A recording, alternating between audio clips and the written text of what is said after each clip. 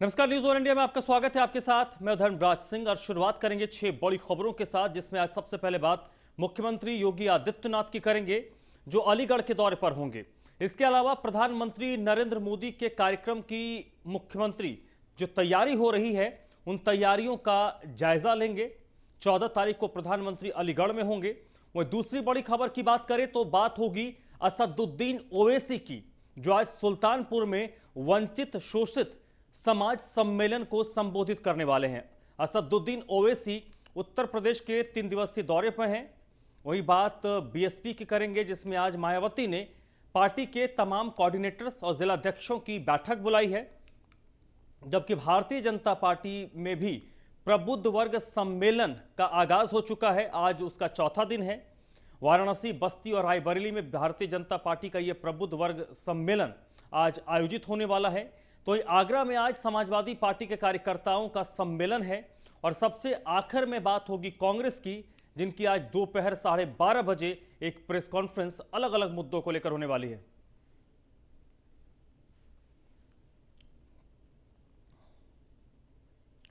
और शुरुआत करेंगे मुख्यमंत्री योगी आदित्यनाथ की खबर से। मुख्यमंत्री आज अलीगढ़ के दौरे पर होंगे। मुख्यमंत्री योगी आदित्यनाथ प्रधानमंत्री नरेंद्र मोदी के आगमन के लिए जो तैयारियां हो रही हैं, उन तैयारियों का जायजा लेंगे। प्रधानमंत्री नरेंद्र मोदी अलीगढ़ 14 सितंबर को आने वाले हैं। और प्रधानमंत्री के अलीगढ़ पहुंचने से पहले व्यवस्थाएं किस तरीके की हैं, तैयारियां किस तरीके की चल रही हैं, उन तैयारियों का जायजा लेने के लिए आज मुख्यमंत्री योगी आदित्यनाथ अलीगढ़ में होंगे। प्रधानमंत्री 14 सितंबर को राजा महेंद्र सिंह स्टेट विश्वविद्यालय का शिलान्यास करेंगे। आपको याद होगा 2019 में मुख्यमंत्री योगी आदित्यनाथ ने इस विश्वविद्यालय के बनाने का ऐलान किया था, घोषणा की थी, और उसका शिलान्यास होना है। इस दौरान डिप्टी सीएम दिनेश शर्मा भी मौजूद रहेंगे।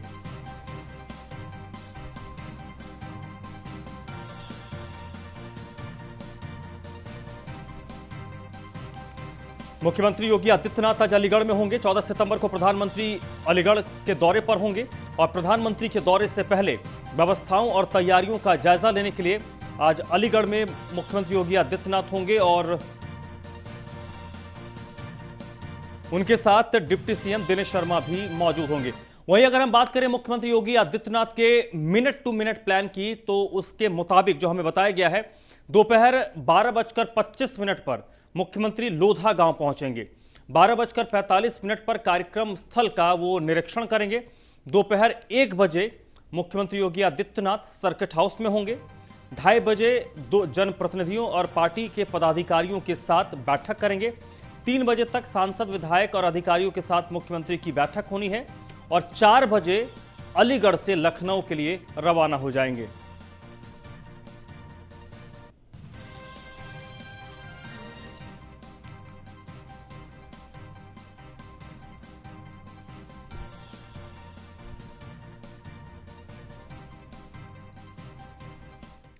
तो इस वक्त मेरे साथ लखनऊ से मनीष मिश्रा और अलीगढ़ से योगेंद्र सिंह जुड़ रहे हैं। सबसे पहला सवाल, योगेंद्र, मुख्यमंत्री 12:25 पर लोधा गांव में होंगे। मुख्यमंत्री जब अलीगढ़ पहुंचेंगे, उस दौरान उनको जनप्रतिनिधियों के साथ, अधिकारियों के साथ भी बैठक होनी है। प्रधानमंत्री के दौरे की तैयारियों का तो जायजा लेंगे, उसके साथ साथ उन्हें विकास कार्यों का भी जायजा लेना है, उसको लेकर वो समीक्षा भी कर सकते हैं। तो क्या तैयारी है अलीगढ़ में? देखिए, अलीगढ़ में के आने की पूरी तैयारी।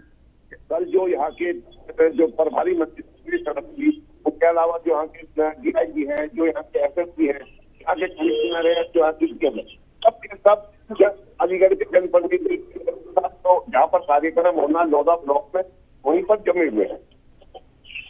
सबसे बड़ी बात आपको बताऊं कि जो जनप्रतिनिधि है, तो मुख्यमंत्री योगी आदित्यनाथ का जो हम मिलने आगरा और अलीगढ़ मंडल के जनप्रतिनिधियों से मिलने का है, वो ये है कि यहाँ पर किन किन चीजों की डिमांड है। जिस तरीके से यहाँ पर सबसे पहले छात्रों की डिमांड थी, यहाँ पर एक अलीगढ़ मुस्लिम यूनिवर्सिटी के पैरेलल एक दूसरी यूनिवर्सिटी है, और जो राजा महेंद्र प्रताप जी के पौत्र हैं, उन्होंने भी मुख्यमंत्री से मांग की थी कि यहाँ पर जो कहते उनको उनके नाम से यूनिवर्सिटी की जाए। तो चूंकि राजा महेंद्र प्रताप जी ने जेएनयू को पूरी जमीन दान में दी, लेकिन उनको उनका नाम कहीं भी उसमें नहीं। इसी बात को देखते हुए 2019 में मुख्यमंत्री योगी आदित्यनाथ जी ने घोषणा की कि हम जो है आपके नाम से इसे राजा महेंद्र प्रताप जी के नाम से लोधा में एक लिस्ट बनाएंगे जो तत्कालीन चंद्रभूषण उसके लिए वहां पर जमीन उपलब्ध करा। इसके अलावा वहीं पर जो एक डिफेंस कॉरिडोर है उसके लिए सबसे पहले अलीगढ़ में जमीन आवंटित की गई, कार्य चालू है, उसका भी ध्यान निरीक्षण होगा। इसके अलावा धनीपुर हवाई पट्टी जो कि यहाँ पर चालू हो गई है, हो सकता है 14 तारीख को उसका भी इनॉग्रेशन यहीं से हो जाए। इसके अलावा जो लोगों की डिमांड है ट्रांसपोर्ट व्यवस्था, क्योंकि यहाँ पर जितने खड़े होते हैं सब बेतरतीब खड़े होते हैं, जितने भी यहाँ ट्रांसपोर्ट है उनको डिमांड उनको यह है कि उनका ट्रांसपोर्ट करना पड़ेगा, क्योंकि प्रस्तावित है लेकिन अभी तक उस पर मोहर नहीं लगी। इस तरीके के अलावा और भी कई छोटी मोटी समस्याएं जिनको वो जनप्रतिनिधियों से जानने की कोशिश करेंगे और उस पर क्या चल लेगा ये विचार करें। ठीक है योगेंद्र, आप मेरे साथ बने रहेगा। मनीष मिश्रा भी मेरे साथ लखनऊ से जुड़े हैं। मनीष, राजा महेंद्र सिंह स्टेट विश्वविद्यालय का उद्घाटन करना है, शिलान्यास करना है मुख्यमंत्री को। मुझे बताइए कि चुनाव 2019 में मुख्यमंत्री योगी आदित्यनाथ ने इसका ऐलान किया था और अब प्रधानमंत्री उसका शिलान्यास करने वाले हैं, तो ये कितना इंपॉर्टेंट है चुनाव से पहले इस तरीके के शिलान्यास? इसका कितना कुछ फायदा भारतीय जनता पार्टी को हो सकता है? निश्चित तौर पे देखिए, आपको बता दूं धर्मराज की जब हम बात करते हैं अलीगढ़ की तो लोधा गांव की बात करेंगे तो एक विशेष समुदाय की हम बात करते हैं, उसको साधने की वोट बैंक की राजनीति वहां पे करते हैं। अलीगढ़ में 2019 की बात करेंगे जब प्रधानमंत्री मोदी ने वहां पे ऐलान किया था कि हम यहाँ पे राजा महेंद्र सिंह के नाम से एक स्टेट यूनिवर्सिटी का निर्माण करेंगे। अब जब कुछ महीने बाकी हैं 2022 के चुनाव में तो उसका शिलान्यास कार्यक्रम होने जा रहा है। तो ये कहीं ना कहीं चुनावी रंग देने की एक वहां पे एक लुभावनी बात की जा सकती है। साथ ही साथ जब प्रधानमंत्री आएंगे तो वहां पे अभी जैसे हमारे सहयोगी योगेंद्र बताए थे तमाम तरीके के शिलान्यासों की घोषणा हो सकती है, कई करोड़ की सौगात दी जाती है, उस पूरे मंडल को दी जा सकती है। तो ये देखना ये होगा क्या बीजेपी इसको अपने जो विपक्ष पार्टी इसको बता रही कि ये चुनावी स्टैंड भी हो सकता है और इसको चुनावी रंग देने की कोशिश की जा रही है, क्या बीजेपी इसको अपने किए हुए जो वादे हैं, जो संकल्प पत्र के वादे हैं उनसे जोड़ के देख सकती है, क्या इसको डिफेंड कर पाएगी या आने वाला वक्त बताएगा। हालांकि अलीगढ़ के लिए बड़ी बात है, लोधा गांव में इसका निर्माण होगा और आगामी 14 तारीख को जब प्रधानमंत्री आएंगे तो यकीनन अलीगढ़ मंडल जो है उसको पूरा कई हजार करोड़ के सौगात की बात भी की जा सकती है, कई कार्यक्रमों के शिलान्यास की बात हो सकती है और कई चीजों की घोषणा भी हो सकती है। देखना होगा कि 14 तारीख को क्या होगा।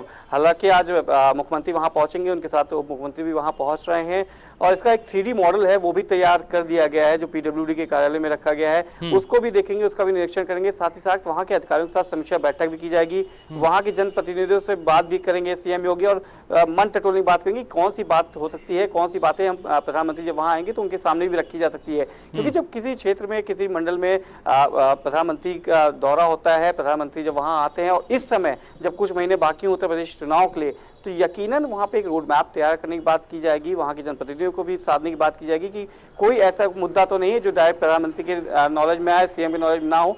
ऐसी हर एक छोटी छोटी बात को लेके भी ये बैठक है, ये आज का दौरा भी बहुत महत्वपूर्ण है और 14 तारीख को जब प्रधानमंत्री आते हैं तो देखना होगा कि अलीगढ़ मंडल को कौन सी नई सौगात मिलेगी। धर्मराज, चलिए मनीष, बहुत बहुत शुक्रिया आपका इस बातचीत के लिए। योगेंद्र, आपका भी बहुत बहुत शुक्रिया इस बातचीत के लिए।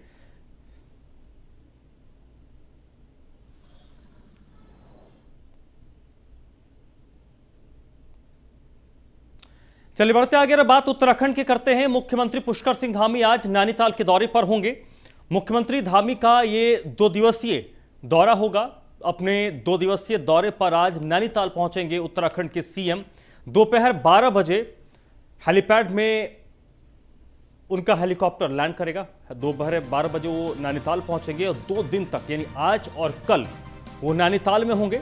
इस दौरान कई विकास योजनाओं का मुख्यमंत्री लोकार्पण और शिलान्यास करेंगे।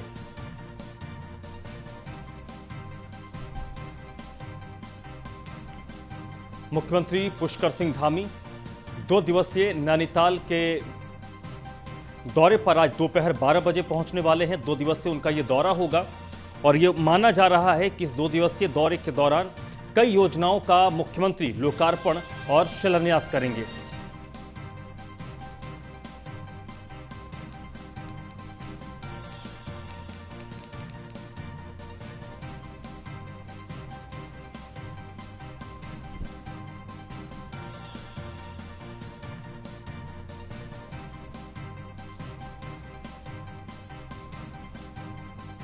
भदोही से अगली खबर है, जहां पर विष्णु मिश्रा की गिरफ्तारी के लिए एसटीएफ ने छापेमारी की है। इस छापेमारी के दौरान विष्णु मिश्रा पिस्टल छोड़कर फरार हो गया। बाहुबली विधायक विजय मिश्रा का बेटा है विष्णु मिश्रा। संरक्षणकर्ता ग्राम प्रधान को भी पुलिस ने इस दौरान गिरफ्तार किया है और प्रधान के कब्जे से 2 अवैध पिस्टल और कारतूस बरामद किए गए हैं। ग्राम प्रधान चंदन तिवारी के घर पर विष्णु मिश्रा छिपा हुआ था और इसी मामले में ग्राम प्रधान की गिरफ्तारी हुई है। रेप के एक मामले में विधायक पिता के साथ विष्णु मिश्रा आरोपी है। रिश्तेदार का मकान कब्जा करने का आरोप भी इस शख्स पर है। गोपीगंज कोतवाली पुलिस और एसटीएफ ने यह ज्वाइंट कार्रवाई की है।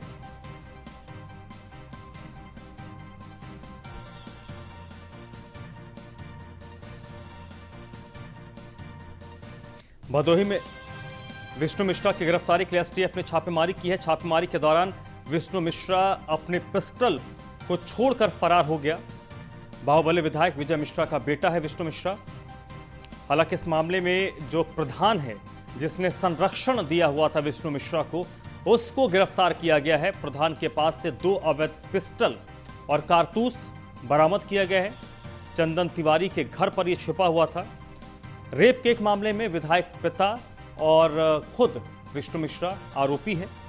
एक रिश्तेदार का मकान कब्जा करने का भी आरोप विधायक के पुत्र पर है।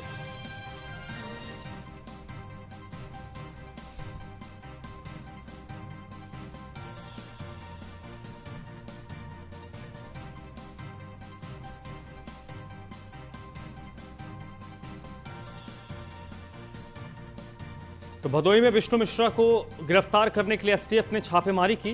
हालांकि विष्णु मिश्रा गिरफ्त में नहीं आ पाया, लेकिन भागने के दौरान उसने अपना पिस्टल छोड़ा, जिसे पुलिस ने बरामद कर लिया है। और ग्राम प्रधान जिसके घर पर वो छुपा हुआ था, उस ग्राम प्रधान को एसटीएफ ने गिरफ्तार किया है। ग्राम प्रधान के पास से भी 2 अवैध पिस्टल और कारतूस बरामद किए गए हैं। विष्णु मिश्रा की गिरफ्तारी के लिए एसटीएफ और स्थानीय पुलिस ने छापेमारी की।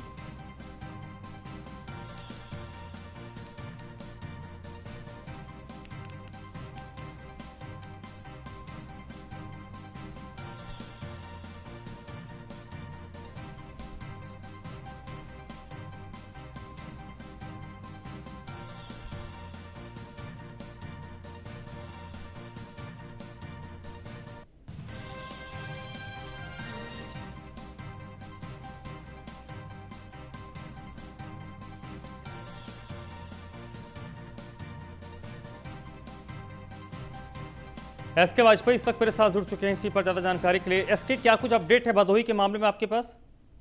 बिल्कुल, हम देखें जिस तरीके से विजय मिश्रा के ऊपर रेप और एक अपने रिश्तेदार के मकान पर कब्जा करने का मामला दर्ज है, जिसमें उनका बेटा विष्णु मिश्रा भी सह आरोपी है, जिसको लेकर एसटीएफ ने अब अपना शिकंजा कसना शुरू कर दिया है। कल देर शाम जब एसटीएफ को स्थानीय इंटेलिजेंस यूनिट से यह सूचना मिली कि वो एक वर्तमान प्रधान के यहाँ छिपा हुआ है, जिसके बाद एसटीएफ ने छापेमारी की। हालांकि उसको पता चल गया था, जिसके बाद वो अपनी 9mm की पिस्टल छोड़कर वहां से फरार हो गया। एसटीएफ पूरे मामले की जांच कर रही है। जिस ग्राम प्रधान ने उसको शरण दी थी, उसको फिलहाल एसटीएफ ने 9mm पिस्टल के साथ गिरफ्तार कर लिया है। तो निश्चित है कि अब यूपी पुलिस लगातार बाहुबली विधायक कर रहे विजय मिश्रा पर जहां शिकंजा कस रही, वही उनके बेटे विष्णु मिश्रा पर भी अब पुलिस ने शिकंजा कसना शुरू कर दिया है। एसटीएफ ने जैसे ही उसकी जानकारी हुई, उसके बाद वहां पर छापेमारी की थी। हालांकि जो विष्णु मिश्रा है वो लगातार फरार चल रहा है। पुलिस उसकी तलाश कर रही थी। जब से उसके पिता विजय मिश्रा गिरफ्तार हुए थे, तब से वो कहीं ना कहीं इधर उधर अपने जान परिचय और आसपास के लोगों के यहाँ शरण लिए हुए था, छुपा हुआ था। कल जब इसकी जानकारी हुई तो एसटीएफ ने छापेमारी की थी।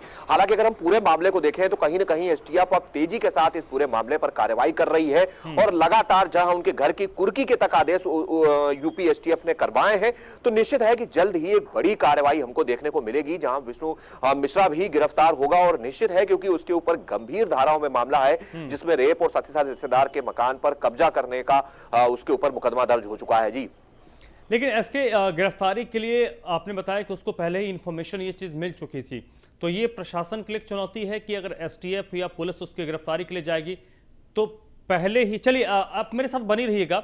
इस वक्त अपने दर्शकों को हम सीधे ले चलते हैं लखनऊ, जहां पर मुख्यमंत्री योगी आदित्यनाथ जनता दरबार के बाद T9 की बैठक ले रहे थे और T9 की बैठक में लगातार वो कोविड के वर्तमान हालात को लेकर चर्चा करते हैं, कोविड की स्थिति पर बातचीत करते हैं और इसके साथ साथ जनता दरबार में भी जो लोग आते हैं, क्योंकि जब भी मुख्यमंत्री लखनऊ में होते हैं सुबह सुबह जनता दरबार लगता है और बड़ी संख्या में लोग उत्तर प्रदेश के अलग अलग हिस्सों से अपनी समस्या लेकर मुख्यमंत्री के पास पहुंचते हैं। एक बार फिर से चलते हैं, मेरे साथ एसके वाजपेयी लखनऊ से जुड़े हैं। एसके, पुलिस के लिए तो दोहरी चुनौती है, क्योंकि अगर पुलिस दबिश देने के लिए जाए पहले ही आरोपी तक मैसेज कन्वे हो जाता है। हाँ बिल्कुल, ये बड़ा सवाल जरूर है, क्योंकि अगर हम देखें जब विकास दुबे एनकाउंटर हुआ था तो कहीं ना कहीं उसके पास भी पहले से ही पुलिस के द्वारा जानकारी पहुंच चुकी थी कि पुलिस वहां पर पहुंच रही है, जिसके बाद इस तरीके की घटना हुई थी। तो निश्चित ही अगर हम विजय मिश्रा के मामले में भी देखेंगे तो कहीं ना कहीं उसके पास जरूर इनपुट आ गया था या उसको जानकारी हो गई थी कि एसटीएफ छापा मारने वाली है, क्योंकि जब एसटीएफ वहां पहुंची तो वो वहां से फरार हो चुका था। हालांकि उसको ज्यादा वक्त जरूर नहीं मिला और वो अपनी 9mm की पिस्टल जो साथ लेकर चलता है वो जरूर वहां पर छोड़ गया, लेकिन पुलिस के हाथ फिलहाल नहीं लगा। हालांकि पुलिस पूरी कोशिश कर रही है कि जल्द से जल्द उसकी गिरफ्तारी हो और पूरे मामले में कहीं न कहीं तेजी के साथ कार्रवाई की जाए। जहां उसके ऊपर पहले से ही रेप जैसे गंभीर मामलों में मुकदमा दर्ज है, तो कहीं न कहीं अब उसके ऊपर एसटीएफ जरूर तेजी के साथ शिकंजा कस रही है, जिसका कल ही हमको नमूना देखने को मिला है जब एसटीएफ ने छापेमारी की। हालांकि वो फरार होने में जरूर कामयाब होगा, लेकिन उसको सह देने वाले आरोपी ग्राम प्रधान को। चलिए एसके वाजपेयी, बहुत बहुत शुक्रिया आपका इस पूरी बातचीत के लिए। एक बार फिर से आपको लिए चलते हैं। मुख्यमंत्री योगी आदित्यनाथ इस वक्त T9 की बैठक ले रहे हैं। T9 के साथ मुख्यमंत्री लगातार कोविड के वर्तमान हालात की समीक्षा करते हैं।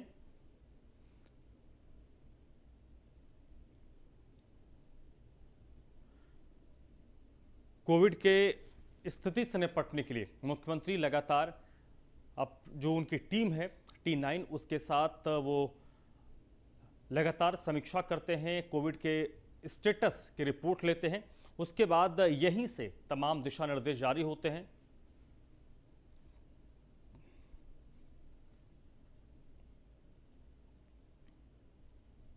तो फिलहाल इस बुलेटिन में बस इतना ही।